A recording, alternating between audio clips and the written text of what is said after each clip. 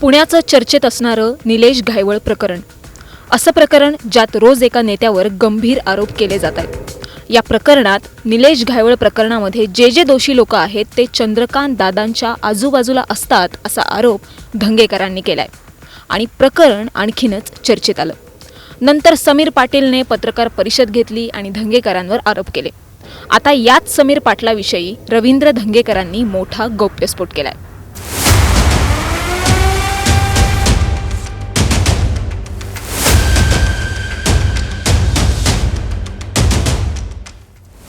रवींद्र धंगेकरांनी समीर पाटीलवर पुराव्यांसहित गंभीर आरोप केलेत.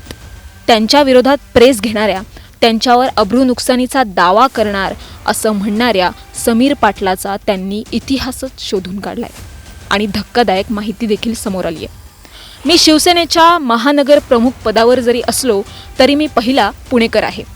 तर दादा, मी जर तुम्हाला प्रश्न विचारणार नाही तर कुणाला विचारणार अशी सुरुवात करतच धंगेकरांनी चंद्रकांत पाटलांना लक्ष केलं. अर्थात प्रकरण होतं निलेश घायवळ. निलेश घायवळ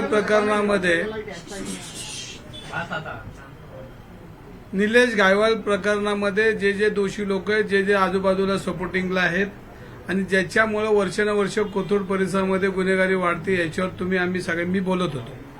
आणि या बोलण्यामध्ये माझा साधा प्रश्न होता तिथल्या सत्ताधाऱ्यांना की निलेश घायवळ टोळीचे सदस्य, त्यांचे प्रमुख लोक दादांच्या आजूबाजूला असतात, त्याचाही त्यांनी खुलासा करा. हा सोपा माझा विषय होता. आणि पुणे शहर भयमुक्त झालं पाहिजे हा माझा विषय होता. त्याच्यामध्ये पासपोर्टमध्ये फेरफार केली आणि आज पोलिसांची नाचक्की झाली.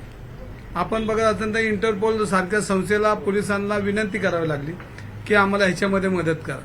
ही पोलिसांना विनंती का करावी लागली तर एक गुन्हेगार मोकाट वर्षानुवर्ष त्या कोथरूड आणि पुणे शहराच्या जिल्ह्याच्या आजूबाजूला जे गुन्हेगारी करत होतात, त्याच्यामुळे आज ही नामुष्की पोलिसांवर ओढल्या गेली. ह्याला जबाबदार कोण आहे तर ह्याच्यावर जबाबदार जर जनता म्हणून विचारत असेल की चंद्रकांत दादा पाटलांच्या आजूबाजूला असलेले गुन्हेगार जर तुमच्या आजूबाजूला असतील आणि तुमचा सपोर्ट घेऊन जर ह्या पुणे शहरामध्ये गुन्हेगारी वाढत असेल तर तुम्ही त्याचा खुलासा करा. ही साधक माझा प्रश्न होता. आणि प्रश्न कोणाला विचारणार आपण तर प्रश्न विचारणार तर त्या भागात आज मंत्री म्हणून काम करतात, आज प्रमुख आहेत भारतीय जनता पार्टीचे, आणि ह्यांना आपण प्रश्न विचार. आपण थोडीच सामान्य माणसाला किंवा एखाद्या हातगाडीवाल्याला किंवा एखाद्या पानटपरीवाला जाऊन विचारणार की अरे पुणे गुन्हेगारी चालू झाली आणि तू उत्तर दे. ते पुणेकर म्हणून साधा प्रश्न होता. मी एक पुणेकर म्हणून त्यांच्याशी बोलत होतो. मी शिवसेनेचा महानगर प्रमुख पदावर असलो तरी पहिला पुणेकर आहे आणि पुणेकर म्हणून मी साधा प्रश्न त्यांना विचारत होतो. आणि हा प्रश्न विचारता त्यांनी समीर पाटील नावाची व्यक्ती माझ्या समोर आली. मी फक्त म्हणलो समीर पाटील नावाचा व्यक्ती दादांच्या आजूबाजूला घुटमळत पुण्याची गुन्हेगारी वाढवण्यासाठी प्रयत्न करतो. तर मी समीर पाटील हा मी पाहिलाच नव्हता. चंद्रकांत पाटील यांना प्रश्न विचारल्यानंतर समीर पाटीलला राग आला आणि मग मी समीर पाटील कोण हे शोधत सांगलीला गेलो असं धंगेकरांनी पत्रकार परिषद घेऊन छाती ठोकून सांगितलं. एक पेपर घेऊन टेबलावर ठेवला आणि त्यांनी समीर पाटलाचा कच्चा चिठ्ठाच मांडला. जो समीर पाटील माझ्यावर एकही केस नाही असं म्हणत होता, त्याच्यावर मकोकासारखे गंभीर गुन्हे दाखल असल्याचा धक्कादायक खुलासा रवींद्र धंगेकरांनी केलाय. आता त्यांनी दाखवलेले पुरावेही बघा आणि आरोपही ऐका. तुम्हाला आज एका दिवसात संपवायचं का कायम चालू ठेवायचं. आता ह्याच्यामध्ये सुरुवात ही सांगली बसणं झाली. आता मला कोथरूड पोलीस स्टेशनमध्ये मी देशमाने म्हणून कोण पी आहे त्यांची भेट मागतो. ते मला फोनवर काय भेटत नाही. आता मला तिकडे जावे लागेल. मला त्यांनी ज्या खोटे गुन्हे ह्या गुन्हेगारी दाखल करायला लावलेत त्याची यादी माझ्याकडे आली. मी परवा बी तुमच्याकडे एक पेपर दिला. अशी गुन्हेगार टोळी चालवण्यासाठी जे प्लॅनिंग केलंय मी त्याची माहिती घेतली. परत सांगतो, तो पूर्वी आर पाटील साहेबांकडे होता आणि त्यांचा मानसपुत्र म्हणून फिरत होता आणि मग तो ड्रामा आता हित तो करतोय. त्याचे अनेक पुरावे माझ्याकडे आलेले, तुम्ही माहिती घ्या. मला सांगलीची लोक रोज भेटतात, भाऊ तुम्ही याला सोडूच नका, हा चुकीचा माणूस आहे. आणि मी नंतर मी म्हणलो की कोण समीर पाटील, तर मला लक्षात आलं की तो माझ्याच मौका करतोय आणि माझे गुन्हे कसे दाखल करायचे हो दादांच्या मार्फत आता तिथं तो पोलीस खात्यात चालू आहे माझ्या. तर मला काय हरकत नाही. समीर पाटीलला जो एवढा राग आला तर मग मी समीर पाटील हा कोण शोधायला गेलो तर तो म्हटला माझ्यावर एकही केस येत नाही. तर मी त्याच्या सांगलीला गेलो.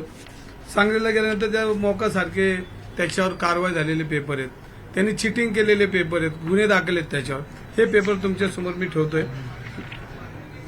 हे सगळे समीर पाटलावर असलेले गुन्हे सांगलीमध्ये. हे बघा. आता हे मी कोणाशी भांडतोय की समीर पाटील हा जो गुन्हेगारी चालवतो आणि नुसताच तो चालवत नाही तर पोलीस स्टेशनमध्ये सगळं तो जो बोलेल ते चालतं.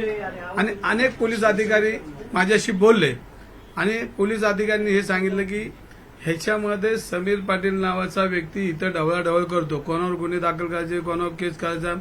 गायवळ टोळीला काय पोषक वातावरण असेल त्या या पोलीस स्टेशनमधनं तो कार्यरत असतो. मग मी साधा प्रश्न परत दादांना विचारला की दादा ह्याच्यामध्ये तुम्ही खुलासा करा, तर दादा काय खुलासा करायला तयार नाही. आणि मग भाजपची लोक माझ्यावर हल्ला करायला लागले. मी भाजप म्हणून भांडतच नाही, पुणेकर म्हणून एक लोकप्रतिनिधी म्हणून. मग भाजपाने मग त्यांच्या सोशल मीडिया मग माझ्या नावाने सोशल मीडियावर माझ्यावर भडे मार. अरे मी विचारतो तुम्हाला निलेश घायवलवर काय करायचं, तुम्ही माझ्यावर काय विचारता? मी काय केलंय तुमचं? मी फक्त तुम्हाला एवढंच विचारलं की पुणे शहरामध्ये गुन्हेगारी चालते आणि ही गुन्हेगारी थांबली पाहिजे. हा माझा साधा प्रश्न आहे. ह्याच्यावर कुठलाही भाजपचा कार्यकर्ता बोलत नाही आणि जो बोलत नाही त्याचा मला पाठिंबा. म्हणजे बोलतात ते बघता आता त्यांच्या पक्षामध्ये एकमेकाला लागून चालन की मी तुमच्यासाठी किती बोलतो. समीर पाटलाबाबत खुलासा करत धंगेकरांनी भाजपवरही टीका केली. पण याविषयी प्रतिक्रिया देताना फडणवीस म्हणाले, मी धंगेकरांशी का बोलेन, मी तर त्यांच्या बॉसशी बोलेन. मी त्यांच्याबद्दल काय बोलणार आहे? मी त्यांचे जे बॉस आहेत त्यांच्याशी बोलेन ना, एकंदरीत त्यांच्या बॉसशी बोलेन. एकेकाळी आर पाटील यांचा मानसपुत्र म्हणून सांगलीत फिरणारा, मकोकासारखा गंभीर गुन्हा दाखल असणारा, निलेश घायवळला पोषक वातावरण तयार करून देणारा असा गौप्यस्फोट समीर पाटलाविषयी धंगेकरांनी केलाय. घायवळ प्रकरणात ढवळाढवळ करणाऱ्या या समीर पाटलाला पाठीशी का घातलं जातंय? त्याला नेमका कुणाचा पाठिंबा आहे? चंद्रकांत दादा यावर बोलणं का टाळतायत?